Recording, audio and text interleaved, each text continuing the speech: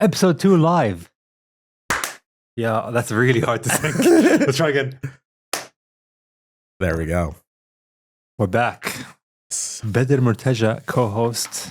He's here. He's alive. Co-host with the least, not with the most. Co-host with the least. What's that even mean? Usually it's like co-host with the most. Co-host. But I do not have the most. I have the least. It's all subjective what you have, really. That is true. All subjective in this world. It's today I actually did my job fully as a podcaster. Which is like... I even have pieces of paper, papel, right here. And this topic has been on my mind for certain individuals. I'm not going to name them, but certain individuals are going through this process. Some have gone through the process. Some have failed to go through this process.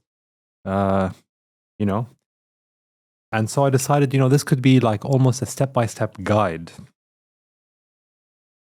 Topic, of course, we're talking about is marriage. And I want this to be almost like a step-by-step guide for Arabs on what to expect, what to see, what they are, what are things... What they're going to encounter and face throughout the process. Yeah, potentially. Potentially what they will encounter and see. But also, I want it to be a bit more like empirically based. Empirical evidence is, it's not just... There will be some anecdotal evidence, what I have seen, what I have experienced. Scientific. But, some science. And it's the research on it, especially in this region, is, it has some... There is some basis to it, but we'd have to pick from other remote, similar regions that would be, kind of correlated. You could, and I will say that. But just before we start, this is like a disclaimer because I described this topic to my sister and my mother, and I realized it actually got very heated very, very quickly because the topic of marriage is sensitive to a lot of people. Very. Yeah, it's very sensitive. And agreeably so. I understand why people get sensitive. There's a lot of like stigma when you talk about Arab marriage. There's like a lot of stigma attached to it. Especially this day and age. Yeah, and it's very hard to have, a traditional or classic opinion about anything without pissing people off. Well, welcome to PC culture. Yeah. So this is the case of it. So, this is all based on one point of view. And even the data I'm taking is based on a point of view. And, it's there. You can take it. I'm sure you can find evidence otherwise. Yeah, this isn't like something that's written in stone and you have to follow it to a T. This is just in a general case and general consensus what it is. Plus, you could be talking from like a standpoint of having been through it yourself. Yeah, and when I looked through this data, for example, when I looked through some of these results, I looked at it and thought, well, that's I don't think it's confirmation bias. But it is something that I thought, well, it makes sense from what I have seen. So call it confirmation bias, call whatever, it's there. So, let's get into it. All right. So I like to look at things in the lens of what is like the statistically most likely thing to happen. And then if I do that, most likely I will get that outcome. Okay. So if I'm a male and or female. Okay. That is looking to get married. A lot of factors come into mind. A lot of factors, I'm thinking about it. I want it to happen. What is statistically the most likely things I can do, and what could increase my chances of it happening? So we'll get started with that. Then we will talk about, what's as an Arab, what the procedure is, and maybe some of the issues and stuff attached to that. Yeah. Until you get to the point where you're actually, boom, you're married. So to start off. From the top, very standard. Average ages for men and women getting married. What do you reckon the average age for a man to get married is? This day and age? So take it from Middle East. But like as of now, like our times now. Yes. I would say it's late. I want to say late 20s, early 30s. Realistic. So like 28 to 32. Is there a range? Am I giving you a range? You can give a range, no problem. 28 to 32. Yep. And for women? 26 to 30. Not bad guesses, actually. You're looking, so average age for men. But like, let me just preface this by saying that there will be let's say the bell curve will be very skewed because let's say if you take the vast majority of the population that are like not as well off or like, let's say lower than middle class, they would usually get married earlier. That is a very good point you make. Yeah. So if I am, a single man, my average age of marriage would be 27 in the Middle East. That is including North Africa. We would say that's Middle East as well. So 27 average age for men to get married makes sense. Average age for women is 24. Yeah. So, you're kind of too far off. You weren't too far off. It's fairly much there. Now, what's interesting is that the average gap is also 3.1 years. Which I think is good. It's consistent. Yeah. So people are looking generally for 3 years of difference. So that's kind of your first thing is whether you're a woman, look for someone 3 years older than you. That's generally a good sign. Yeah. And this is average age of marriage. So, and not including courtship, not including anything before that and meeting and that. We'll get into that. This is like when you've crossed the finish line. Yeah. So realistically, if I'm a woman and I want to get follow the statistically 24. Yeah, 24. You're gonna be start being open to the idea at like 21, 22. Realistically, 21, 22. Yeah. So 1-2 years. The process would if you would call it rushed, could take 6 months to less than a year. If you're doing let's say on an average timeline, could take between a year to 2. Yeah, I think less than 6 months is ridiculous. Is you got knocked up. Yeah, less than 6 months is something something especially in the Arab culture, bro. Something happened. For you to meet someone and then 6 months later, you've done everything, all the steps to get there. You're playing around. I don't know. Yeah, something crazy must have happened. You playing the fool around here. Yeah, you're lying to anybody. Oh, I gave birth 7 months after I got married. It was 2 months premature. That is crazy. My 2 month premature 4-kilo baby. He's just, I don't know how this happened. I have no idea how this happened. So, that's the first kind of part. You're kind of in that range. Realistically, it does kind of fall off for both. So in the Middle East as well, it's kind of harder to find men's data because there's multiple marriages. You can be a man, multiple wives. So you can also. It's not as common. It's not common, but it is. There is data on that chance. Yeah. Also, realistically, you could also be a second wife. There is also a good chance for that. True. But the second wife, generally, from what the data I have seen, there's nothing concrete on this. It's a bit harder to find this information. They're usually older. A little bit older. Yeah. So it's not usually 24, but it is also possible. Now, crazy thing is those rates of marriage are actually getting a lot lower. There was one study, and I don't know how, you have to take this with a pinch of salt, but apparently in the UAE, I think it's UAE, one other country, UAE or somewhere else, single woman over 30, there's 60% of them single. 2 decades or 1 decade ago, and I have to kind of be careful on this data, was 20%. Yeah. So, there is some trends showing that women getting older, but again, when we say older, I think there's a lot of things that do come into play, though. Yeah, there is. We'll get into it later on. No, but it does make sense. People are more concerned about fertility, but generally speaking, now there's still decent fertility past 30, not as much as before. There was more issues beforehand. I think modern medicine has kind of bridged that gap. Yeah, for sure. So, they can be getting married older and it's not a big deal. And also complications during all the childbirth and all that stuff, which people were worried about with older women, it's kind of also been bridged by, to an extent, again, to a certain age. Yeah, to a certain, but even way older as well. There's women that are getting knocked up at 40, bro. Well, 60. 40. Well, okay, I don't know, 60. But yeah, there's a few cases. It's kind of post-menopause. It's a little crazy. Yeah, it is. But, it is happening. Modern medicine is kind of bridging that gap. For sure. So it does make it a lot more not reasonable, but word isn't reasonable, but it makes it a lot more common for people to wait a little longer because now you do have modern medicine and stuff to so back you with can it. And also there is the age of women has actually been increasing in the Middle East for women to get married. So it was actually a lot younger before. It was actually around 20 about 50 years ago. Dude, I'm sure 60 years ago it was probably around 8. Yeah, 100%. Well, I'm telling you, 30 years ago it was around 20. Yeah.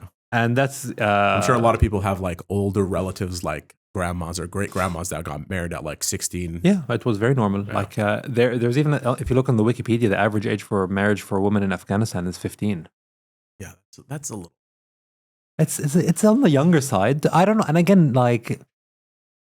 how much do you really trust the census of Afghanistan. How accurate is that census? Like, what did they just get like a whole bunch of villagers together and be like, hey, listen, let's just do a poll today. Well, I was talking to my Egyptian friend, and he was telling me in Egypt, when you get, some sort of government documentation, and he was telling me, well, you're getting this documentation from the government, and they're asking how many people live in the house, stuff like that. Oh, yeah, I remember you telling me everyone about this. lies about this because, in their minds, like, why would they need to know this information? They want something more from me. They want to, they want to charge me for something. They want to take some of my rights. So this is the kind of lens people look at these documents with. So how accurate could that be? I don't know.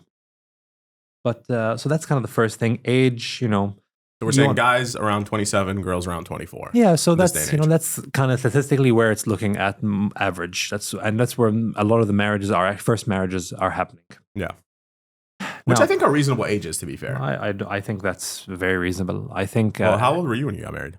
24. Yeah, you were on the younger side for sure. So I was on the younger side. Even Rama was 22. 21. 21, yeah. I think so. We were young when we got married.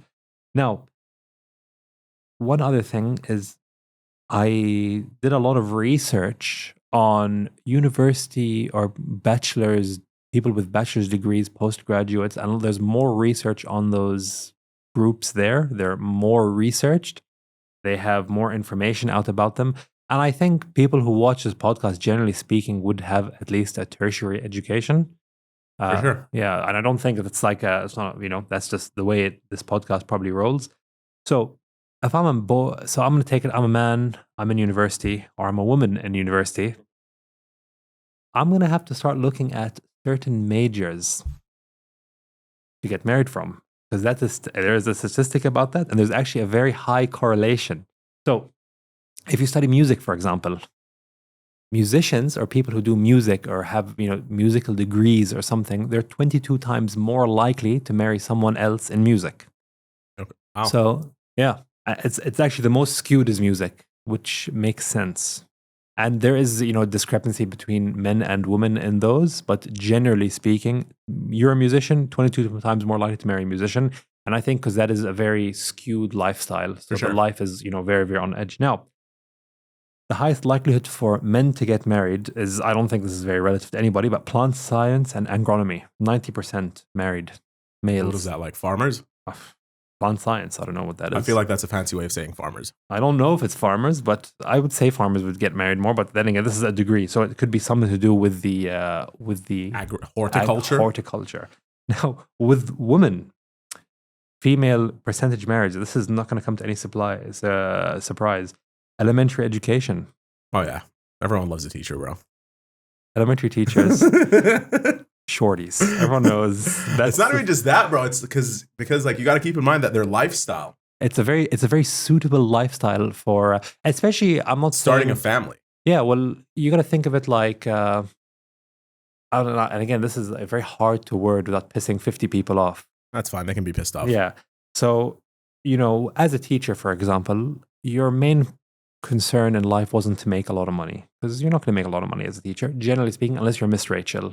I don't even know if she was a teacher, but she's like the. Sure she wasn't. Yeah, but she's she's the far there's she's the anomaly. There's a very few anomalies. Like on average, you're looking at like a teacher. You don't get into teaching to make the big bucks. No, for sure not. Okay, and you kind of get into it to have the lifestyle and to have the holidays and to have stuff. So as a spouse, if I'm a male and I'm very career orientated, I would look for somebody and be like, hey, you know what? That's kind of what I want. And generally speaking, women are more interested in jobs that have people, about people, and men are more interested in jobs about things and like analytical. Well, not so much. You can be analytical about people, but it's more people orientated jobs are more female dominated. Yeah. Male thing oriented jobs, engineering, STEM, all that stuff is male dominated. Yeah. And that's just the way it is. So you're a male and you want to get married. We're not being sexist. These are just facts. Yeah. Look for someone doing elementary education. That's, highlight medical technology technicians, also very, very high. Computer and information systems, which kind of got me. Most of the women there are getting married for females. Now, I don't like to say anything with education is actually nailing it, by the way. Preschool thing. Also, yeah, anything like high school, middle school, anything. Social sciences. Again, very, very high. Now, the couple of skewed things, female electrical engineers, very high likelihood of marriage. Really? 79%. That's very high. So I'm just saying, if I'm an engineer and I'm a 4th-year student, I'm going to take some first-year lectures. To be the electrical engineer. Yeah, it's way. I'm just giving the data here. This is what it's saying. This is what it's showing. No, that's I don't know. That one's weird. Yeah, it is weird. Like, this is just what the data shows. Now, I don't know how accurate any of this stuff is. Animal science is 88% for women. Like, what is animal sciences? Vet? I'm guessing, like veterinary or like. Well, it's like you're a doctor at that point. Really, you're just a horse doctor. Okay, sure. So, that's something to look at. So you've got your age, you've got your, sort of major professions, like majors. I won't say professions. Now, you were talking about finances. If you're poor, you get married younger. Yeah. To an extent. So they started looking at like, how income affects divorce rate. Okay. So it seems like if you're an individual, the lower your income, the more likely you are to get divorced.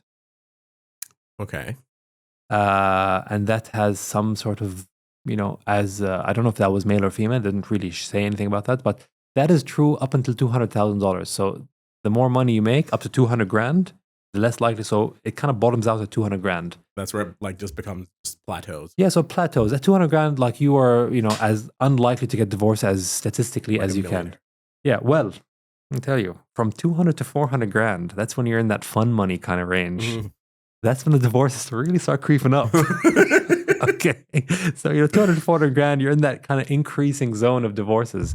And then it drops down again by 600K. So once you get to 600K, after 600K, there's not enough people, you're talking like after 500K, your sample size is very small. It's tiny. So it's very insignificant.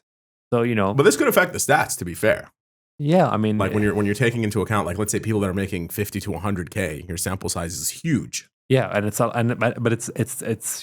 would say there's a lot of people making 50 to 100K. I would also say there's quite enough to have a decent sample between 100 and 200. For sure, yeah. I'm just saying, like the higher up you go, like financially, definitely the smaller the sample sizes become. Yeah, I think that's so what they were saying is that they had enough data up to 400K. Yeah. Or up to 600K. They had enough to have some sort of like correlation. At after 600, it was just like all over the place. There was nothing. Well, yeah, really you can't really establish. Yeah. So that's one thing. So, again, and this leads back to majors. I'm a female and I want to get married. I want to have a successful marriage. I would look for a guy who's most likely going to end up making around 200K. Well, like it's like a stigma in like the Arab world anyways, like a stereotype. Like, as a guy, until you graduate high school, what are you going to go? You're either a doctor, an engineer, some odd cases a lawyer, pharmacists. Yeah, I mean, like those are your probably top 4 that are like, this is what you need to do. And I think it depends on the region you live in, but there is that, but you'll also find, I was thinking about this also, by the way, because there was you look at certain countries with trades, for example. Yeah. In Lebanon, for example, I can give that as Lebanon. In Lebanon, people really do pride themselves on, I am an amazing carpenter. I am one of the best around. And that's fair. And it's like, and people are known, and you'll find people from the trade side who are doing like vocational work and stuff like that. That's, they will have very, very high skill levels, very good at what they do. And it's evident. Well, they do make bank too. Yeah, they do. Like if you're very skilled at like any set of like those like handyman type shit, like if you're like a plumber, carpenter, whatever, all those where you establish a name for yourself and then like make a small business out of it and stuff like that, you're definitely doing relatively better than a lot of guys that went to school and studied and became doctors and engineers and stuff. There's a thing about that where you need to be a little bit more careful on if you're making bank or not. Yeah. So there is a tie there between I am a carpenter and I am an entrepreneur. I'm an entrepreneur, and anything on this side, whether it's an engineer, doctor, lawyer, whatever, the middle of it is generally speaking higher than normal salaries if it succeeds. Yeah. But also the failure rate is also very, very high. Yeah, so sure. it's like you're either, or you can kind of be in the middle as like a sole, a sole person. Yeah. Not really a company owner. I'm a one-time man. Dude's dream. Yeah, it'd be a one-man show. Literally, it's a two-man show now. Now, look, so there is sort of that range, and it makes sense. The salary range. Well, am I looking for someone who's you'd find a lot of women. I want a man who's just super, super rich, or I want. Well, you saw those videos on TikTok. Yeah, which were really bad. Those videos were crazy. And I think honestly, that was maybe a smaller sample of like the lady, probably that person filmed. I didn't see all of it. I didn't see the whole thing, but it's like, oh, what do you want for your mahr? Yeah, and then she'd be like, "Oh, I want like 400K and a G-Wagon, like a G6, like a G-Wagon minimum." Yeah, I think, I think the people only highlighted those clips of people saying maybe for sure. I'm sure he interviewed like 50 chicks, and like 10 of them said this, and the other 40 said reasonable things, but he took the 10 and made the video, so that's how you're gonna get the views on it. Yeah, and honestly, I think I'm gonna take from a female's perspective now. I don't really see your life getting a whole lot better. It'll be more materialistic past 200K anyway. Like at 200K, you can basically buy everything you want. Yeah. You can do anything you want. You can put your kids in some of the best schools. You're not going to drive the best car. You're going to drive a decent car. You're going to live in a pretty decent house. But, when you want to start getting to that fringes, the men start getting more, proclivious. For sure. Yeah, so proclivity kind of goes up. They're out there cheating. Well, bro. they have like a lot more means. Yeah, they have more means, and it's like, what are you gonna do about it? Where are you gonna go? And I think when you have the more means, you'll start. You're being tempted more. No woman is gonna like try to. Well, I'm not saying that. You don't want to generalize, but like no, but I'm saying like if I'm some big schlicka girl, for example, like. I'm not going to throw myself at the guy who's, earning like $172,000 a year. I'm going to go for the basketball player. Like, all I can think about is a car, bro. Oh God, you know the one. No, but like to be fair, when money becomes like when you start ballooning into that like big realm of money, like when you're talking multi millions and stuff like that. Billions is a different ballgame. Yeah, it's like that's we're not. There's no doubt. That's not even like discussable thing. Ain't no doubt on that. Okay? But like when you're talking like when dudes start making millions a year and stuff like that, they do become like. Because they're always like hungry for more. Like there's just this greed thing that people have just generally as humans. They're just very greedy. Like people. They want to keep climbing that ladder. Exactly. It's becoming comparison. And then it just doesn't just become like a career thing or like a money thing. It also becomes like a lifestyle thing and like even like. And I'm not saying this general. Like I'm sure there are cases of this and there are cases that don't happen. But like where a guy is making that big money and he'll like look at his wife and be like, okay, well. I could have better. I can upgrade the model. Yeah, he thinks he can get better, and I think it is generally true because there'll be more women throwing themselves at him. Yeah, no one's saying that's right. Like obviously, we're not condoning that behavior at all. No, but it's just generally what happens. But it's fact. It's just what happens. Like that's just the reality of the situation. Yeah, so again, look for someone who's in that like kind of 200K range, might have a good happy marriage. Now, next point. This is seemingly very obvious, but generally speaking, most generalization, marriages within the same culture are more successful than marriages outside of the same culture. Now, I say culture very loosely because there's a few ways of how they categorize culture. So culture could be you're Palestinian, I'm Palestinian, we're Arab, you're Arab, I'm North African, you're North African, whatever it is. It's how you kind of throw it. But it's like a region. Generally speaking, the biggest barrier most people draw, and it's actually the most statistically likely, is religion. Yeah, that kind of. Which is like obvious. Kind of a given. Yeah, it is a given, but same religion is by far one of the most important factors in that. Yeah. And they did a study, actually. Let's get this one out. So, mate selection criteria among... This is a research paper. Yeah, among postgraduate students in Malaysia.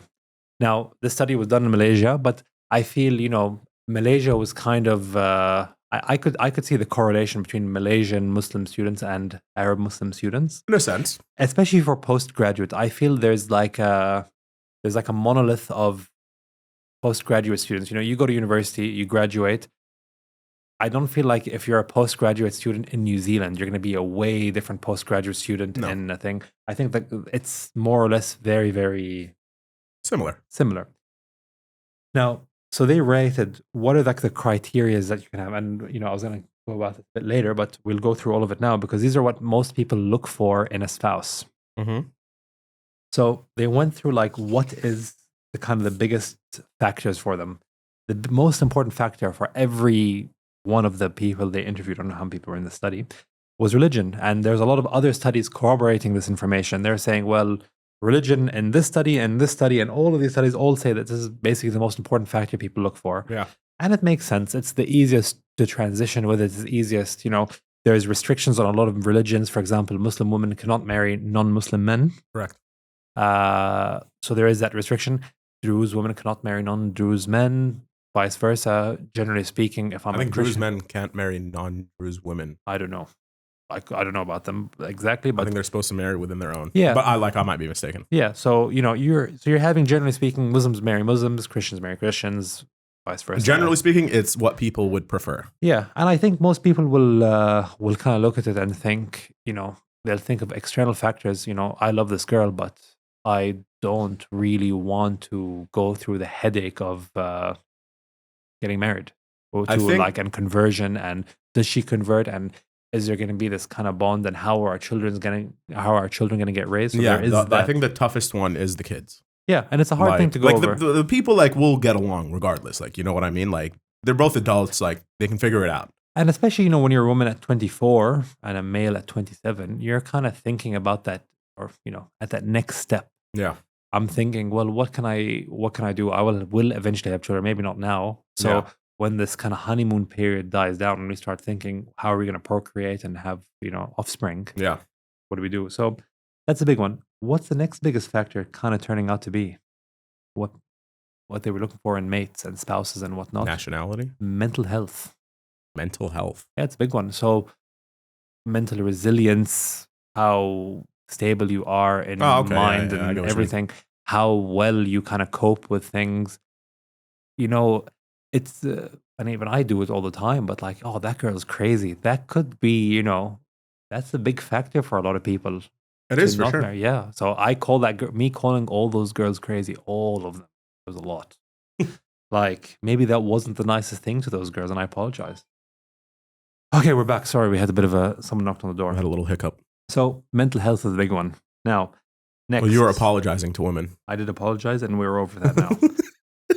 Profession. So people look for professions. Well, hold on. Let's go to the mental health thing just real quick. Go to it. I do agree. Like when you get to know someone like more and more, you see how they handle different situations, and then you kind of like start putting scenarios in your head of being, for example, like, okay, for example, let's say I'm not in the country and like she's there and she has to deal with something. Like from certain experiences that you have with that person, you see, will they be able to handle things on their own? How do they deal well under pressure? Do they deal well with stress? Do they have anxiety issues? Do they have like really bad mood swings, or like are they very like emotionally unstable? And those factors do end up like kind of creeping up in the decision you do end up making towards that person. I'm sure it does, and I think the criteria for men and women would also differ. Of course, I think what men look for and what women look for would be two different things. Yeah. I think when you are looking for a spouse, for example, let's take you for an example.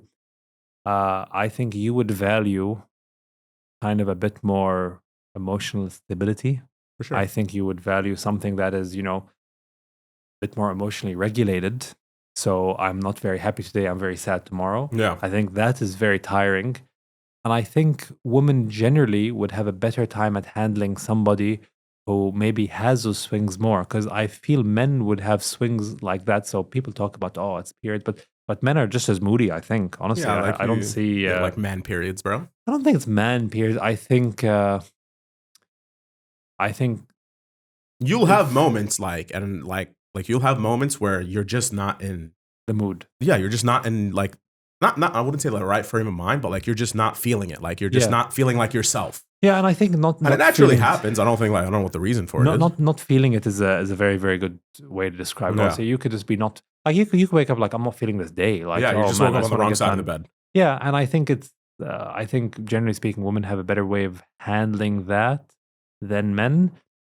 But I think again, this is a generalization, but what I have seen is harder times are generally better handled by men. Yeah. And that's kind of where that, naturalistic like leadership comes in. Yeah. And I think women do look for that in men. Yeah, it is. I think it's important for them. I think it's a very important factor they look at. I wouldn't deny that.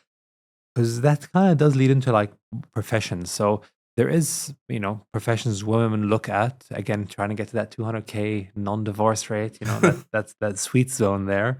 But also there are certain professions I think like why is it that women look at like lawyers or they look at doctors, for example, and stuff like that, because it's like that authority position. Yeah, there is an attractiveness to having that authority. Yeah. So that is something to look at. But a big one actually, one of the things that is the most important factor is physical attractiveness. Yeah, I think that goes without saying, to be fair. Physical attractiveness is different than physical appearance. Okay. That is sort of physical attractiveness is physical appearances. I kind of like look. Well, you're physically attracted to the appearance. Yeah, and that is very subjective, culture to culture. Of course. Like there is some saying, for example, in like Asia and stuff like that, they kind of like people to have rounder faces. They like lighter skin tones. Lighter skin tone, rounder faces, while in like kind of the Western world and even the Middle East, I think people kind of like more pointier face styles. Like jawline, stronger jawline. They don't like that. So that's not found to be attractive there. So again, that's subjective to area and also culture to culture. Yeah. And also like where you are, where you live. I think generally people are attracted to people that look like them. I have a darker skin tone. I'm attracted to people, generally speaking, to people with darker skin tones. I don't know how true that statement is now. It's fairly common. Like it is most likely, and it doesn't spawn from like a race sort of issue. It's more, I want my son to look like me. And as a father now, I look at it, I'm like, man, I like when before my son was born, I was like, man, I hope he looks like me. And well, you definitely got what you wished for. Boom! Nailed the head on that one. Literally. So, so there is that. And lastly, most important, financial status. Again, they want to get that 200K, the sweet spot there. I think, the financial status thing, in my opinion, I don't think it's like a number thing. I think it's more like in the same means. You know what I mean? Especially for like, let's say a woman, like she would want a guy that can kind of provide similar to what her dad has provided for her. Yes. You know what I mean? So if you come from a household where your dad is making $500,000 a year and buying you all these nice, expensive things, you might really like a guy that like, you might be like his physical attractiveness and like his everything is like ticks all your boxes. Yes. However, like eventually he might get to that, like to provide the same means to you, but that might be a really long road. Yeah, I think there is there is some stuff I saw that women are more likely to marry for potential. Potential seeming to be something women marry more for.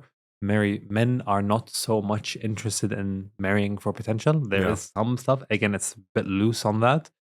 But I think the potential has to be like reasonable. You know what I mean? Like in the sense of, is the guy driven? Like women would do look at those things. Like, is the guy career orientated? Is he driven? Is he ambitious? Does he actually work towards these things? Or is he just like all talk and just saying, yeah, I'm for sure like going to do it one day, but he graduates university at like 32. And it's like, and the drivenness is also very much so not, people always think drivenness is career based. It's not actually not. So you could be driven into your hobbies. For example, I'm really driven to being a rock climber. I want to learn to rock climb. So that is, and I think people are generally, it is an attractive trait for someone to have, involvement in something that is not just nothingness. Yeah. Some people, it's very strange. Some people, their hobby is watching television. Like that can't be a hobby. That's a pastime. Right? Yeah, for sure. You can't have your hobbies being pastimes. That's like you're just unwind. Like you've done everything else, and then now you just unwind. But there's a lot of people that don't have a thing. Don't have a thing to do. Like, they don't have like a sport. They don't have like which is weird. Like it's that is there. But like I said, I do like, in my opinion, the financial thing is similar means or better, especially for women. And it's very hard it's a very hard transition to go from like a Van Cleef and Arpels Alhambra. Alhambra, Umbra. Yeah. Getting the five Humbras on your bracelet to getting, something maybe a bit of a lower status. To getting like a Swarovski bracelet. They're also pretty nice, by the way. Yeah, well, you're comparing like Van Cleef and Arpels to like Swarovski. Like they're like one's like high end and the other's like mid tier. And tangent, by the way, quickly. There's actually not much gold on those Van Cleef and Arpels Alhambras. There's literally none. So maybe not very worth minimal. Get yourself a copy. But it's just a hype. It's like a cultural thing. Yeah, it's like a hype beast thing. And it wasn't actually always that hype, by the way. It's only recently hyped. The last like 3 years. Yeah, exactly. Even dudes are wearing it. I don't know about that. But like I said, it is a hard transition for you to go from that to like, maybe the guy will get there one day, but that's where like the ambition and drive and passion, all things come into account. It is also hard to go up. Significantly up. Like if you're talking like you're from like a middle class and you're going to like it's ultra luxury like wealth, like again, like the ultra wealthy side, especially the parents' side, it's difficult. Won't really be very accepting. I know it's actually, I don't think it's very accepting. And I'll tell you why that is. So if I am super wealthy and I really love my son, I really see the world in my son, and I trust my son, almost very implicitly trust my son, I will look at the girl and be like, well, he must know something, because he's not an idiot. And I spent a lot of money and time and effort raising this guy. So he's not going to marry some bumpkin, really. Now, I think the hard part comes from, I'm a girl who's used to wearing, like $62 dresses and $35 heels and a $50 bracelet and having an iPhone 10. And I'm going to, now I'm talking to people who are, whose outfits on average cost more than $30,000. Yeah, it's a very hard jump, and you're always going to be walking around with that chip, and those chips, those like character traits that you have, and it might not even be the case. I don't think rich people don't. They never go away. Generally speaking, bro, rich people don't care about brands and shit like that. From what I've seen, they don't give a shit. Any hypey ones do. I don't think really, really wealthy don't. No. But I think when you look at it, that chip is what really breaks down that whole marriage, because you're never gonna, and you're always waiting for one opportunity you're gonna wait for a comment. And you're waiting for something to kind of break that down. Yeah, and you're never gonna feel like I wouldn't say comfortable isn't the word, but like you're never gonna feel like you're 100% worthy. Yeah, worthy, because like you feel like at a flip of a switch, he might just like change his mind, or like maybe like he's like, okay, maybe he realized that I'm not up to his standard or whatever, stuff like that, and that'll always be in the back of your mind. Like he could make a small comment that's literally irrelevant to life, but that will just like destroy your whole day. Yeah, and I don't really think that is, I don't think people are all think, oh, that's just weak character. I think most people will have that character. I think majority of people need to be a bit more self-aware of themselves and really think, well, can I marry someone who's a multi-billionaire? I think there's definitely people who can do that. Yeah. But realistically, most people couldn't. It's a very, very difficult thing to have that much self-esteem, self-confidence. Yeah. You can't be the type of person who you have to have it at all times. That's the thing. And there's people there's a like you can't have it early on and then like have it drift away like 6 months. You gotta have like a very I feel like if you're a very high level, like high functioning narcissist, I think you could do it for sure. I think you could very easily see yourself. Like, remember that lady, that scam artist who was in New York, and then there was a whole show about her. Oh yeah. Was she pretended like she was like a German princess or something? Yeah. She could do it. She did it. Yeah, she went to jail for it too. Yeah. So, and even when she went to jail, she was still believing that, like, she was still convinced that she doesn't deserve to be there, and like it was all their fault. And I appreciate that. Like, you gotta respect that hustle. But yeah, that's what I'm saying. Like the financial thing, I do think that's where it comes into play. You know what I mean? So, again, we go back to this being a guide. you're in that age range, you're earning that money. Look for someone horizontal to you, maybe, up, down, whatever. But there's levels to it. Like you can do like a couple levels up. Yeah, I don't think a couple levels down or whatever. Like, and it's within range. And I'm not talking levels as in like quality of human. I'm talking like financially, status wise. So that is there. Now, that was the most important factors. Now, in terms of what are important factors, up there, quickly go through these: intelligence, sociability. Sociability was actually very, very spoken about one. People generally like people. You're a social butterfly. I love it, bro. You're just. That's why I have a podcast, bro. That's why I have a podcast. A man of the sociability. people. So sociability is subjective. They want to say it's not so much how well you do at party environments, but you want to be someone who can hold a conversation. That is very important to people. Very. And I think there's a lot of soulmates who will never be found because they can't get past having those initial few conversations. Yeah. I have, you have the most amazing personality on earth, but you can't show that to me within the first 20 minutes of me meeting you. Yeah. It's very difficult. You're not sociable. It's not even just that, dude. Like, it's like, I've met people where like when you're having a conversation with them, like it's so hard for me not to have a back and forth, like a discussion. You know what I mean? Like, it's so hard for me to like talk a lot to you, and then the response is like 1 word, 2 word answers. I'm like, okay, like what am I supposed to do with this? Like, so there is like you can carry a conversation for so long until you're like, all right, well, I've had enough of this. Like, yeah, I think there is a lot of cases like that where people are not able, and I think there is actually a socializing issue with that. So, that's actually learned, a lot of those skills are actually learned quite young. Yeah. When people are young and they're socialized early and they're, in preschool, daycares, whatever it is, that early socialization teaches them the skills on how to socialize later on. And I think a lot of people, they miss the cues. I'm talking to somebody and I'm showing interest. For example, I know for a fact that when someone asks me how my day is going, most people don't actually give a shit how my day is going. Most people, just a conversation piece. Yeah, it's most people are not that genuine. Yeah. Now there is actually a rare ability with people who are genuinely interested in a lot of things. For example, I like to see myself, like I take a genuine interest in people's days. Like when people tell me about certain aspects of their lives, I have a genuine interest in that. Yeah.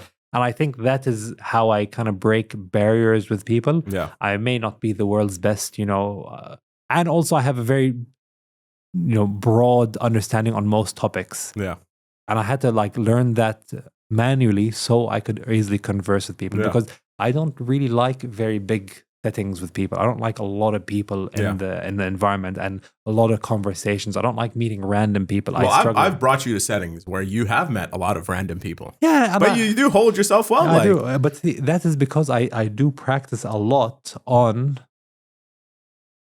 I have broad enough knowledge. You like to know a little bit about everything. Yeah, if you know a little bit about everything, you can take conversations with people and kind of drag them on, and that actually really helps with talking to people. Yeah. Because what I've realized more than anything on earth is everybody loves talking about themselves. Oh yeah, people love it.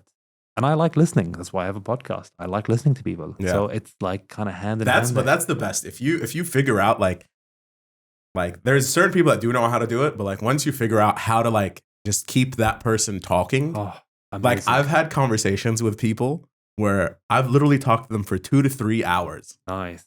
And they're just talking like about themselves, and it's like you just egg them on, like to just like be like, oh, you gotta, oh really? Wow, that's crazy. So like, okay, then what else happened? And see, that is an innate ability. That is like that's an ability you have to like be able to drag words out of people's mouths. And there's certain people that you cannot do that with because again, there's maybe a lack of socializing. Yeah.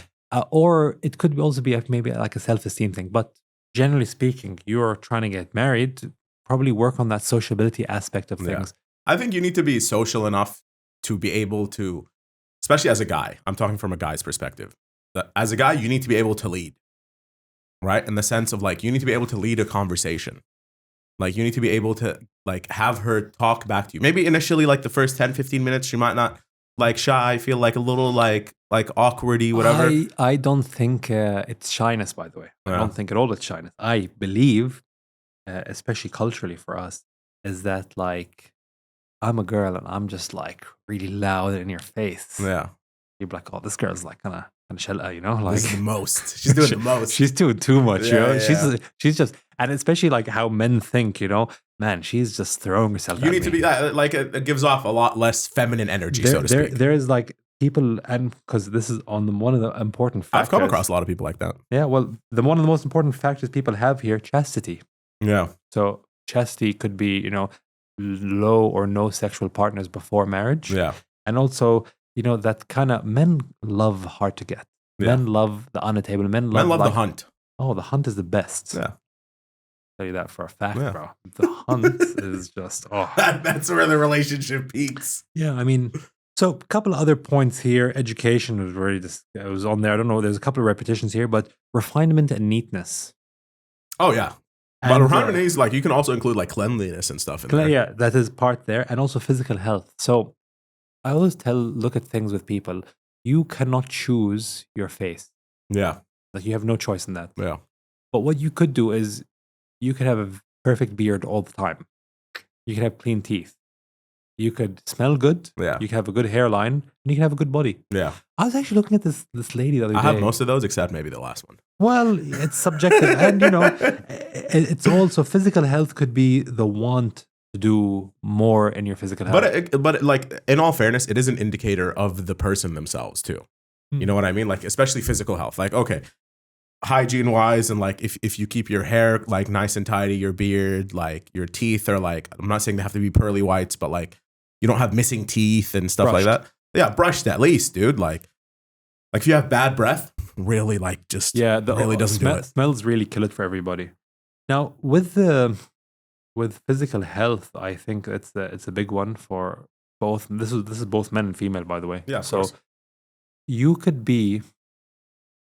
So as I said, you can't choose your face, but you can choose damn well what you do with your body. And I think, and I saw someone the other day, which, you know, I'm not going to put any names to it, but she was, you know, like her face was kind of, I wouldn't say she was like not that agreeable. I wouldn't say she's like subjectively, I don't think her face was anything fantastic. I don't think she had a very like the most beautiful face ever. It was average below average, really. Like, do I know this person? No.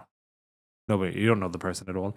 But very, very talented athlete. I wouldn't say talented athlete. I would say she was not even an athlete, but she works very hard in the gym. And I thought, like, damn, you took that card, the hand you were dealt. You are not naturally beautiful. You had none of that, but you worked extremely hard. You did every other task you could do. And I think that'll make you a much higher like probability for a mate, for everybody, for anyone else. And I think, you know, most people will look at that and hyper focus on the negative flaws of themselves, like, oh, I'm not good looking. But instead of hyper focusing on the flaw, you could focus on anything else that actually drag you to, you know, any of these other factors. Because you could really control most of these. Yeah.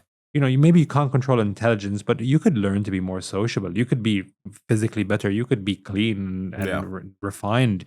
You know, even character things and education, all that stuff. You know, you could have no kids out of wedlock. You could choose to do that. These are all kind of small. It's an option. It's an option, yeah.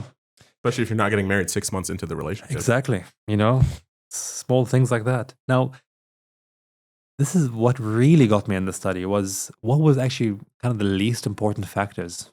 Culture. So I was always thinking like, man, culture would be big. It's actually people, especially in this study here, these Malaysian students didn't think culture was that big of a deal with them. Now, could be they have more monolithic cultures there or like, you know, more restricted. I don't think so. I think Malaysia has quite a broad range of people living there. They do. So, you know, culture is small. Favorable social status, not very important. So the factors where we see is important. Actually, I thought that was family's social appropriateness. So are they from a good family? You know, I think I think that's a big Middle East thing. No, I don't think it's. I think it's a Middle Eastern family thing. I don't think it's a Middle Eastern person thing. No, I don't think it's a Middle Eastern person thing. I do still think it is a Middle Eastern culturally thing that they do look at. Do you look at it? I personally don't. Yeah, well, I'm saying this is apparently like most of these Malaysian students don't look at it either. But I guarantee you their parents probably do. Exactly. So this is more where we're getting to a point where we're taking, and this is what I was going to talk about next, but we're taking a factor that is not really that important for both parties. And then we're stepping out and we're saying, hey, these two families who are probably going to meet once every 3 years, if that, this is what's really important for these two. And these two could be the super most compatible people, but this family, they're not that, they're maybe not that great. This is kind of outside. And even Islamically, like we look at families, but we don't look at it in the lens that like, this family I heard and there was. This is kind of outside. Yeah. It's outside the two people at least. It is outside the two people, but you have to keep in mind that like, and I do think with like the whole Western culture, like creeping into like Middle Eastern culture a lot more and stuff like that, where the newer generation doesn't really care about that kind of stuff. Yeah. But you got to keep in mind that at the end of the day, when you decide to get married, right? At the end of the day, the families are involved, right? For all of about 3 months. For all about 3 months. However, those 3 months generally are large factors in make or break. Yeah, and we will actually get into that in a bit because there is a big section of that now. But last point there, no one cares about marital status. If you're a divorcee, most people don't seem to care. I don't know, dude. Like, I don't think it's a big deal. Actually, so men apparently in the study were more willing to marry a woman with kids. Yeah, I don't know. That's the study, but like that's the study, and I get agree with it. No, but see, so it's I thought it'd be the other way around, but I do understand. Like I know a man who married someone with. I actually know one guy who married someone who had a child from another marriage, and he treats them like it's his own. Like it's not. But I think men are a lot more inclined to treat the woman's kids as their own than women are to treat the man's kids as her own. Well, because you look at your own son like it's, you're giving the DNA, but you didn't grow the guy inside you. He wasn't baking in you for 9 months. So you didn't bake him. So, there is that kind of disconnect with the relationship. And, there's cases with that. But, regardless of this, side there. You should put a link to the study so people can read it if they want. Yeah. Wonder how allowed that is. Anyway, I'll do it. I'll figure it out. So, we talked about all that stuff. A couple of other big factors. So, we looked at all those. A couple of other things is country of origin, COO. COO. Yeah, certain countries have higher levels of divorce, especially in the Middle East. So one of the highest actually growing now is, and it's divorce within a certain time frame. So apparently Egypt, I don't know how accurate this is. Apparently 40% of marriages are getting divorced within the first 5 years. Wow, that's very high. Very high. I don't know how accurate that is, but it's alarmingly high, and it's actually increasing. All the numbers of divorce are increasing in the Middle East. Yeah. Palestinians, no. I think because it's become less stigmatized as before. Yeah, I would say it is less like back in the day, it was definitely a big stigma. Yeah, and I think people are caring less, and I think people are less committed as well. I think there is a commitment issue as well. Yeah. I think people are spending more time not having children. Yeah. Or having children later. So the real commitment of not having kids is the kids are the biggest commitment you can have, I think. Of course. So you have kids makes that commitment easier, and people are waiting longer to have kids. Getting out of that commitment is easy, and whether that's good or bad, it causes more chances of hiccups along the way. Yeah, so you could look at these studies, a ton of them, marry someone from a country that has a low divorce rate. I don't know, high likelihood of marriage. Lower divorce rate. That just makes sense. Now, this is kind of the coolest part of this whole thing. The study today, one of the most exciting parts I was thinking, okay, I want to really maximize my chances as a single male to get married. The first question I ask, I want you to find a wife better. The first question you ask is, where? Right? True. Where do I find my spouse? And I was like, holy shit, that's crazy. That is a fair point. Statistically, where do couples meet the most likely? Good thing I have this research right here, Bidil. So, 39% of people 39% of people meet their significant other through friends. That makes sense. Which is very accurate. Yeah. Extremely accurate. Well, to be fair. Extremely accurate. As yourself, Jude Hamid's matchmaking service.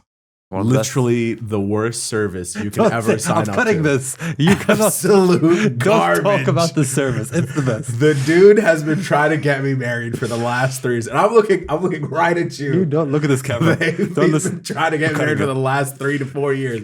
We're cutting it. Has brought me 0 prospects. You don't like the prospects I'm giving you. Literally brought none. You haven't brought a single one. So basically, just get friends that are not like him that actually can get you prospects. But 39%, you're finding them. Now, this is the craziest thing. 68% of romantic relationships start long-term friendships. So I would say I'm a guy and I have some female friends and I'm like, oh, she's like my best friend. Get the fuck over it. Well, you're a firm believer in the fact that guys and girls cannot be friends. They cannot be friends. I don't not believe that. Yeah, that's what I'm saying. And there's a lot of people, by the way, that are like that. I think they can be, I don't know. I think it's difficult to be friends. I think you can be friends in a group setting. I think no wife, no husband will accept you like as their spouse to be close friends one-on-one with one person. Yeah, of course. I could be in a group. I could be friends with my friend's wife. I don't mind that. I think that's like, we're in a social setting. Yeah, for sure. Me and her are never ever gonna go out and have a coffee together. Yeah, of course. Like that's just not gonna happen. That's 0%. It's not a thing. You want to go grab a coffee? Yeah, no, it's just weird. It's like no one will accept. If you want to get married, don't go speed dating. Yeah, that's not. Only 1% of relationships are formed through speed dating. Where the hell is there speed dating in the Middle East, bro? The world's it's in Dubai. It's the worst service. It's but that's not for Arabs. Yeah, the average age of woman when she meets her spouse 25. Bang. So that's kind of concurrent with what we said before. Don't meet them at parties. Parties is generally the worst. I generally do give like my female friends advice. I'll be like, listen, a lot of them do go out and like party and stuff. I'd be like, any guy you meet at the club is not the guy. Oh, I will get to that in a second. But like, you're going to a party in someone's house, for example. So it's kind of between 70 to 25%. And they will only end up in short-term relationships. So if you want to get dumped, go to a party. If you want to get dumped. Yeah. Now, this is where you're talking about clubs, bars, and stuff like that. 2% of men find spouses in clubs and bars. Of course, and not even spouses. What are you doing? It's not even spouses. It's relationships. Yeah, like what are you doing there, anyways? What's the whole like premise of that? Yeah, I mean, so you're not really going to the club to find a wife, bro. Yeah, I mean, this number here is also lower on the scales here. I think it will be higher here, but 7% through family. I would say it's higher in the Middle East. Yeah, I would say it's higher, but generally speaking, I don't think it's like that high. Not anymore. I would say like if you're talking like 40, 50 years ago, it was probably like 99%. It was one. I'm just saying. Who's this outlier that met someone not through their family? Well, I will tell you, like, if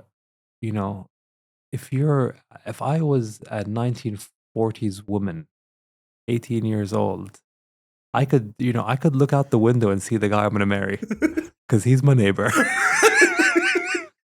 That's all it is. That's literally how it happened. And lastly, 11% of people will meet people through churches, spouses through churches. And I would say that is also as likely and through like religious organizations, you'll find a spouse. So, I'm a guy. I want to get married. I'll join that Islamic club. I'll join the Muslim club. I'll join the Jesus club, whatever called the church group, The Jesus club. Yeah, I'll join that. Like, oh, by the way, this is kind of a prerequisite for the whole, we go into the process of things, but people have kind of thoughts of like, do I want my wife to work? Do I not want her to work? Do I want to work? Do I want to do things? I kind of looked into that, and this is actually a Turkish study. Yeah. So a 1% increase in female labor force participation at any level, it could be part-time, full-time, whatever, reduces divorces by 0.07%. Okay. I kind of get that. So if there's a 10% increase, it's 7% less. 0.7%. If there's a 10% increase. Yeah, 0.7%. You said if there's a 1% increase. 1% increase is 0.07%. 0.07. Wow, Yeah. that's very small. Yeah. It's also much less so. Where was it here? So a 1% decrease in unemployment in men also kind of divorces will react 0.017%, which is kind of nothing. So yeah. I don't know how. I think it's a preference thing. Like, well, I think men generally, like, I think there'll be more divorces. It kind of makes sense. It just seems like when people spend more time at home, they're gonna be fighting more because you're supposed to live with somebody, but not the whole time. I think you're supposed to do things. And you can even look at like domestic violence numbers in New Zealand. Like domestic violence was skyrocketing through COVID. Yeah, because everyone was looking at each other all day. People were drinking like just punch ups. Yeah, people were having punch ups. People were drinking like alcohol and like time together. You're just gonna punch your spouse. Pretty sure the highest numbers were in South Auckland. Yeah, there's some. Apparently, no. Apparently, like this is like I don't know like the statistics on that, but apparently it was like. You'd be surprised where the violence was happening. It wasn't South Auckland. It was like kind of, I think it was honestly Central Auckland had some of the worst numbers. just brawls in apartments. Yeah, brawls in apartments. Honestly, I could imagine. You're in a like like confined space with this person. Generally speaking, like central houses are a bit smaller, like because you're in the cities. And, like more. Plus, they had like full lockdown. Like you weren't even allowed to leave the house unless you were going to the supermarket. Yeah, 100%. So there was that. Now, the actual thing that is biggest effect in this is actually having savings. So a 1% increase in savings reduces your divorces by 0.1. So having some affluence. It's like financial security. Yeah. So, money, every 1% increase in savings. 1% increase in savings is 0.1% in overall divorce rate. Less likely. So, again, having that bit of buffer money, having that bit more, reaching that 200K. Yeah, that little cushion that you have in case like it hits the fan. Yeah, you're there. Now, last part I want to get into is the process. So let's say we do all these things. I'm going to join the Islamic group. I'm 23 or 20. I'm 24, 25. I'm at the end of my uni career as a male. I want to start looking for an electrical female engineer. I've done my, I've got the mental health on lock. I'm looking for that. I'm a social guy. I've got a little bit of money. Yeah, I've got a little bit of money. I've got all these sort of aspects. I have no, children out of wedlock. You tick the boxes. Yeah, and I have a decent head on my shoulders. And I'm find a girl, and I'm out there, and I find a girl in the church group or whatever. You find the electrical engineer. Yeah, you find the electrical engineer. Okay. And I'm Muslim, by the way, not in the church group, so I'm going to say the Islamic club. Yeah. This is generally how the process will go. I'm going to meet you. Well, we met at the Islamic club. Yeah, we met there, so all good. And then you're going to unofficially, so what seemingly happens is most people will meet unofficially a few times, like, without the consent, or you got to remove that. I think that'll be in the camera, by the way. Without the consent of parents and whatnot. And that is, I'm not saying that's good or bad. I'm just saying that's what happens. The reality of the situation. The reality of situations, that's how generally it goes. I think people will only discuss with their parents after they have texted and talked for about 1 or 2 months. Depends. Yeah, or 1 to 2 months seems to be fair. It seems like a decent buffer. Seems like where people will go. And I think they just want to kind of understand that they are more sure about that person. Of course, yeah. You want to you don't bring up the topic to your family unless you've had not certain conversations, but you've gauged the person that you're talking to.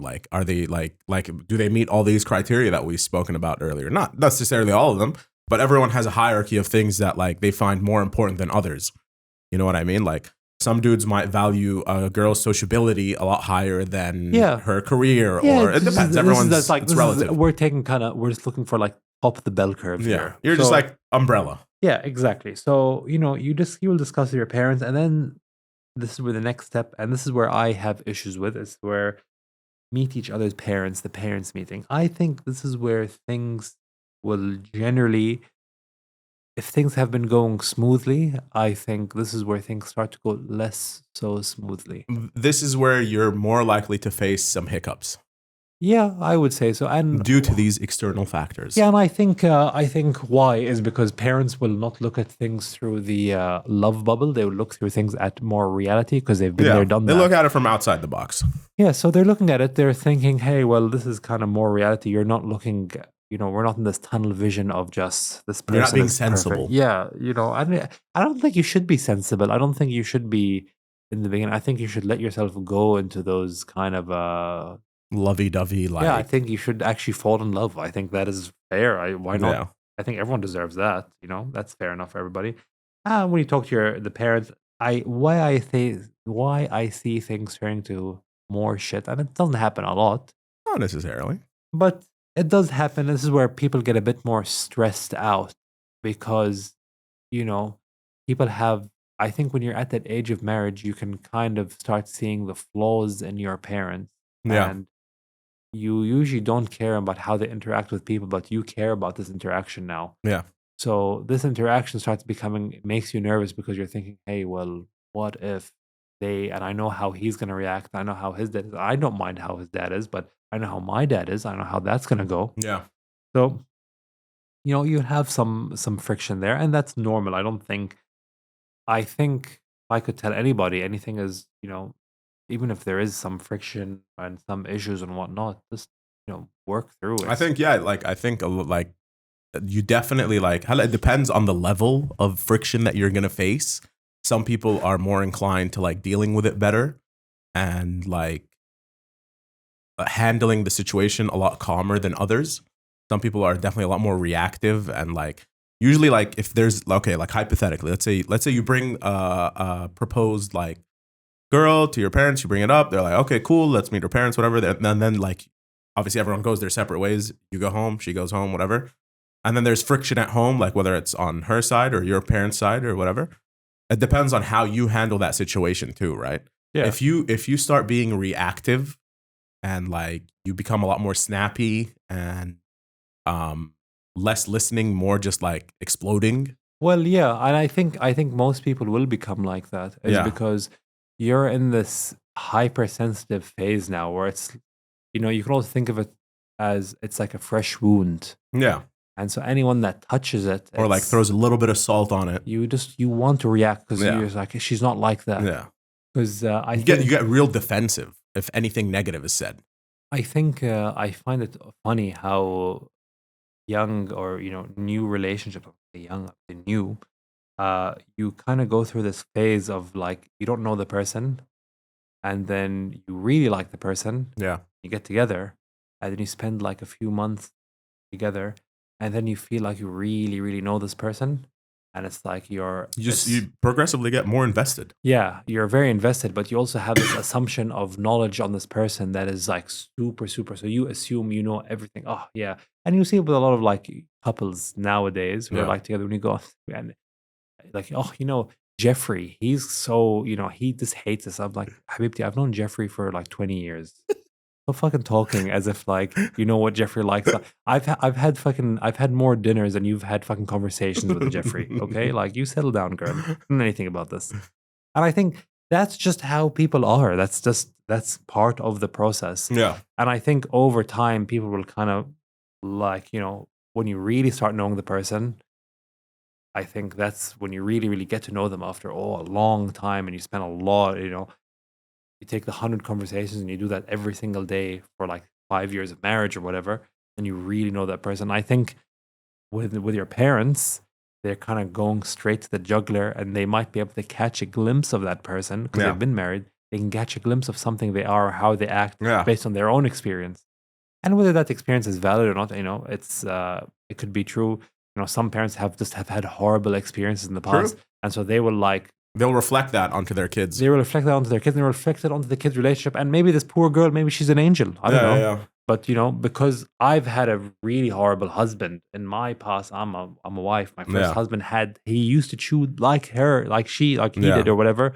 So she's like just like bring all these flashbacks back. Yeah, so it's like cause and effect, So, it could be there is some truth to what they see. There also is some not so truth to what they see. Look, I will say that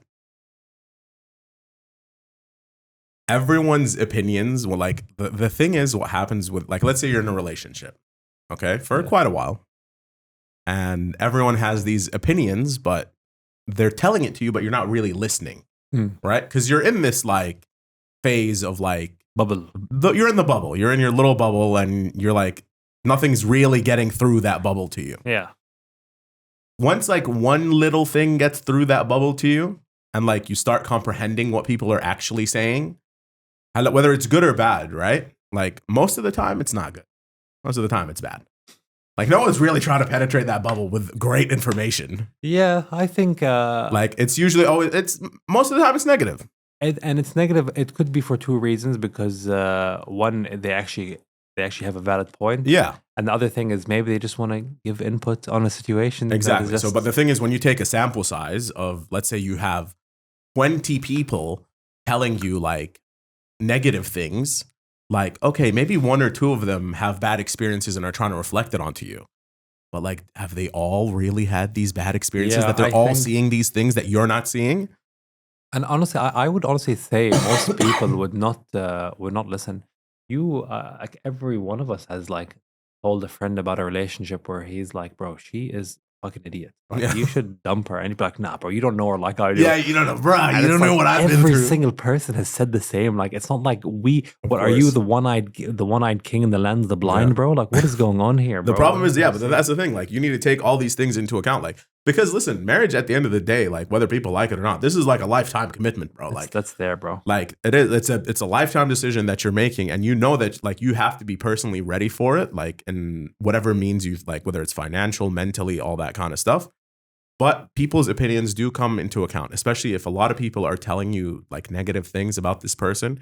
You generally should listen. Yeah. Because if a lot of people are doing it, then maybe, okay, one or two of them are doing this reflecting thing. And like, just because they've had shitty experiences in the past, they're trying to like make you feel shitty about it. But if it's like more than one person, and if it's rare that you're getting something good being told, you should probably listen. Yeah, you should listen. I think you should at least process it. I'm not saying maybe it's completely wrong. Yeah, it could be. You should process, but I think. But the chances of them all being wrong is highly unlikely. Like I could tell you as a fact, I don't think I could take someone saying something negative initially about my wife. I don't think I could take that. I wouldn't like that. Probably not. Like because people don't like being criticized. But that's the thing. Like you as a friend, like. If your friend is genuinely like not with a person that you think is suitable or not good or whatever, I think it is your responsibility as a friend to relay the message. How they perceive the message is up to them. And then it becomes their decision. But that way you did your part. You did your thing. You did your thing. And then at the end of the day, the decision is theirs. Like you don't take the decision for them, but you provide that input, and whether they choose to ignore it or take it into account is their prerogative. But I do think like even the parents, like your parents are entitled obviously to their opinions and their like suggestions or whatever it may be. And they might see things that you don't see because like you said, they've been married for 30, 40 years and they've seen people like this or they've experienced people like this or whatever. They might have valid opinions, but at the same time, they might just had the shittiest experience for 40 years. You just be projecting a shit message to you. It's so take everything with a grain of salt. But at the end of the day, like everything with a grain of salt. Yeah, but you should listen. I think you should listen. I think that is probably the hardest part there of people talking. I think that's probably the hardest thing ever is listening. 100%. Listening and processing the information that's being told. Yeah, I think you can. I think it's a very hard person to. I think it's a very rare person who would be able to hear all of that and make a very rational decision because you're in a very irrational situation with yourself. Yeah, of course. Like been there, done that. Yeah, I mean. Now, parents meet goes good. They come, khalas, let's do this Fatiha thing or engagement. So, I had some reading. I kind of understood Fatiha this is very Muslim, by the way. So, there is engagement within Islam. There is things I've read suggesting there has been a lot of engagement, and it is a thing in Islam. There is no actual additional rights given to a male or a female during engagement. It's just I intend to I marry have this the girl. intention of marrying you. Yeah, and I think it's generally for public. Mhm. So hey, stop! Don't court this girl, or don't. This girl is, she's not looking for anyone else anymore. So She's we're off the market. yeah, we both people are off the market. We're no longer looking for anything like this. هلا, they layer in that with a thing called Fatiha, where they read Surah Al-Fatiha.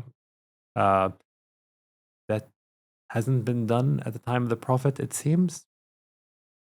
It's like a new age thing. Yeah, they I don't. thought so. They don't. It's a new age thing, and some people are saying, "Hey, it could be bid'ah, it could be this, that, and whatever." I don't know. Some people are saying it's just a nice way to start. I think it's become part of the culture more so. I think what it signifies to people is that hey, we're starting this engagement, we're starting this discussion with each other, or this chapter of our lives with reading Quran. Yeah. So it's like we have the first thing on our mind is religion. It wasn't done at the time. Okay, yeah, I understand that. I understand both camps on where they want to and why they don't want to. I'm not here to give an opinion on that. That's just how it is, how people see it. So next part after that, خلاص, we do a thing called كتب كتاب. The other half of the Muslim population call it nikah. Nikah. And that's basically official marriage. We sign our documents. We have our wedding contract done. What is required as the mu'addam mu'akhar, which is, Your mahar. dowry, mahr, when you get divorced. Yeah. All of these things are decided, done. All the technicalities are signed. The technicalities are done. Some people do have like additional things that they throw in there. Yeah, so you can throw in a lot of things in there. I think there's a very, very big misunderstanding on how this section works. Yeah. There's a lot of women who are very much like, they get married like, yeah, well, I don't want him to marry a second wife, for example. I think you should be pretty clear in your wedding contract about that. Yeah. If you're making a wedding contract, you should put exactly what you want in there. Yeah. Knowing your status and your value, in mind. I want my wife and her family to give me $10 million. I don't think I'm going to get that. You could ask for whatever you want. As a woman, you could ask, again, knowing your status and value. And that's not oh my God, well, what is a 65-year-old single woman supposed to? Well, nothing. Like that's the world we live in. Like you're trying to look for, that's just, you're in the market. You have to accept certain things. You have to not accept certain things. That's just the way the world is. No one said it's fair. No one said anything about it. That's just how it is. People should really look into that phase and actually be clear about it, and don't just be ignorant about it, and really be calculated with what you want. You could get to a stage where you're in too deep and this topic comes up, or like the terms and conditions, so to speak, of your marriage contract are like in discussion, and then like there are a lot of people where like that fails there. It fails, yeah, exactly. And I think people need to be a bit more reasonable. I think the point is people want security for their, I'm a father, I want security for my daughter. Yeah. I'm a father, I want security for my son, for his future. And it's two-way street. Yeah, I want to look at like, well, my daughter earns significantly more than my son-in-law. Yeah. What are their responsibilities? How are they divided? Is her wealth, she keeps her wealth, obviously, but will he be supporting her? There's a lot of things people want to kind of discuss, and I think that should be hammered out before you get into that phase. Yeah, I think that's important. But also be logical and be in the realm that, like, if you're entering this marriage and you have so much doubt about this, don't marry that person. You're entering like, oh, what about if... Bro, if you go into it with like a sense of doubt, or like maybe this isn't going to work, then why are you doing it? Yeah, 100%. Like, what's the point? If you're already like... That's like you planning to fail. Yeah, exactly. It's planning to fail. And I think a lot of people also go into things like, this is from most married people, by the way. I'm not speaking for most married people. I'm speaking for me and the ones I know. I couldn't tell you what's in my marriage contracts. I honestly don't remember because it's such a non-event. Yeah. But at the time, it is the biggest event of your life. At the time, while it's happening, once that signature is on that piece of paper or electronically now, apparently, nobody really thinks about it after. No one cares. And honestly, I agree. No one cares. I honestly don't think. I think after dowry and all that stuff people get into, I don't think people care at all. I don't think it's an issue at all. I don't think it's anything at that point. So, that is something there. And the last part, which is kind of the, I think, where stuff really goes to shit. A wedding. It's actually a wedding. So I have read horror stories on Reddit. Reddit has some horror stories on weddings. And you will hear people turn into the worst. And even, outside of, Islam, and you have cultural stuff, there's horror stories for bachelor parties and stag do's and bachelorette parties. There is some horror stories on what happened in those as well. So the whole thing is, your wedding ceremony is going to be a very, very one of the best days of your life. I think, is it worth having some of the worst days of your life leading up to the best day of your life? Maybe, maybe not. That's up to you. That's how much you want to go down, and the type of person you married. Some girls dream of it, so you kind of want to give that. Yeah.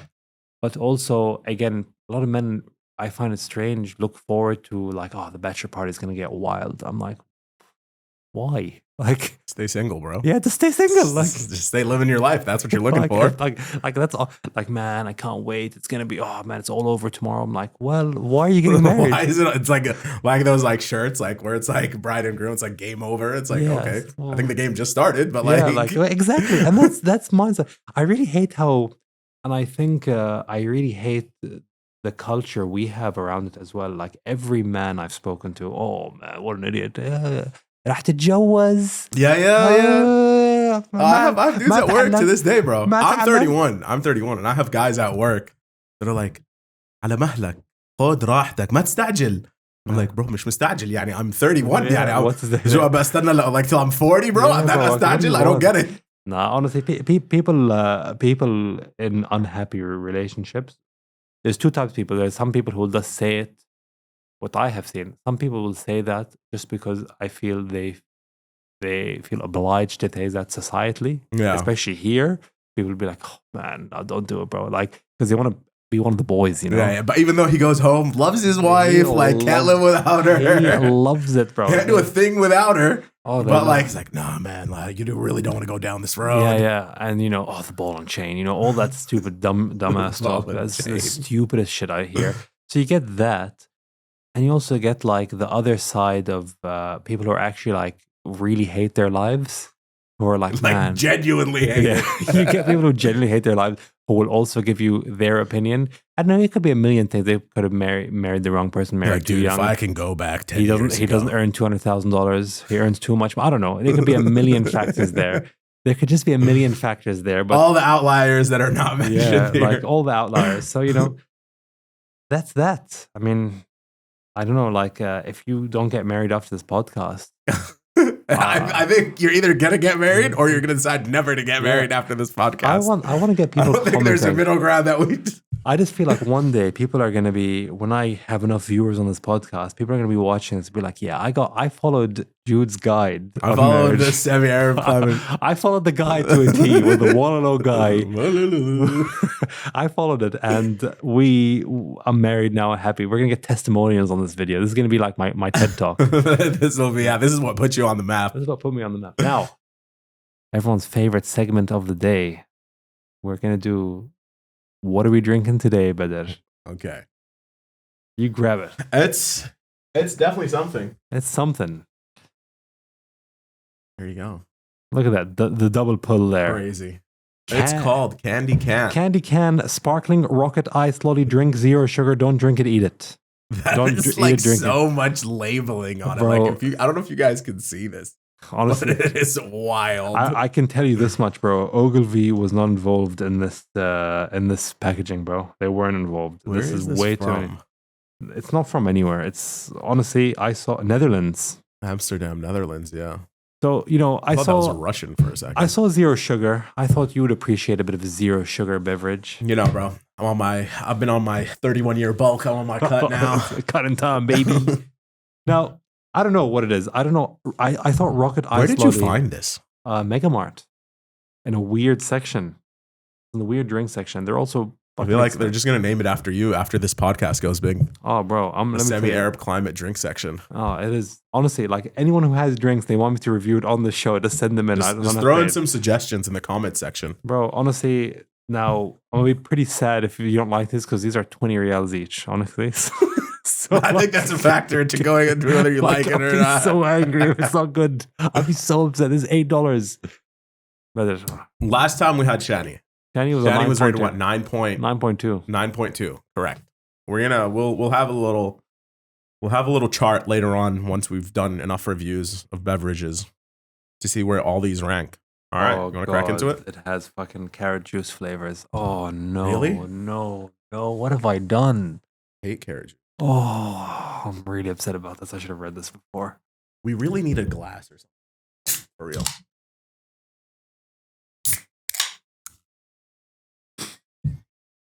It doesn't smell too bad. It smells like lollies, bro. I don't know. All right. I can go for it.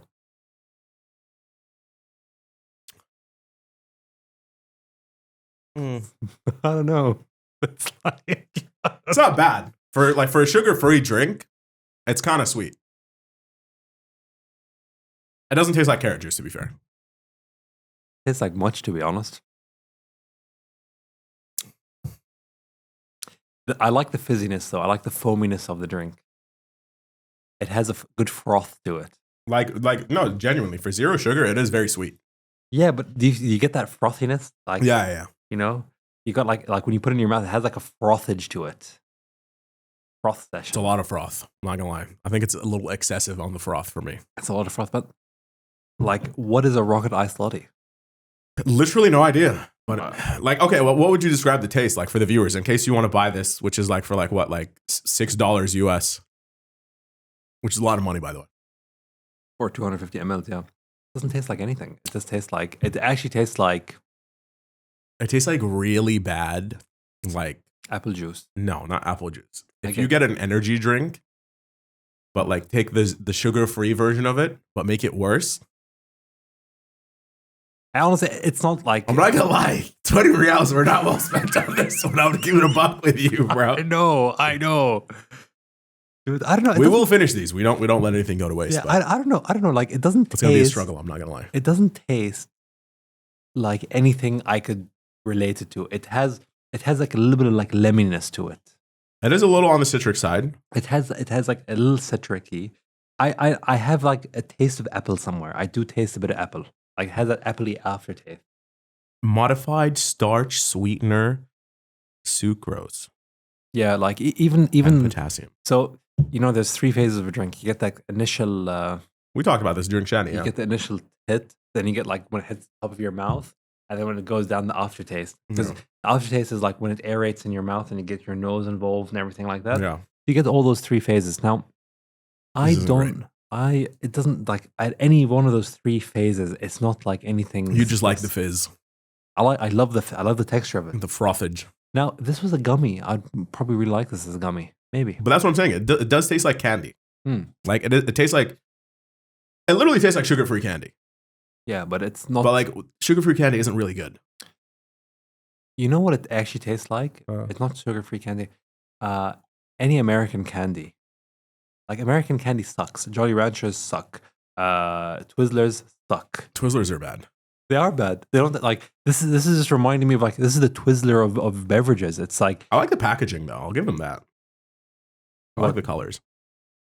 They have a TED Talk on the back, and they have. It looks like it's in Russian. Honestly, I'm not gonna lie. It's literally a TED Talk in the back there. There's so much writing there. Like, who's gonna read that? So many languages. Crazy.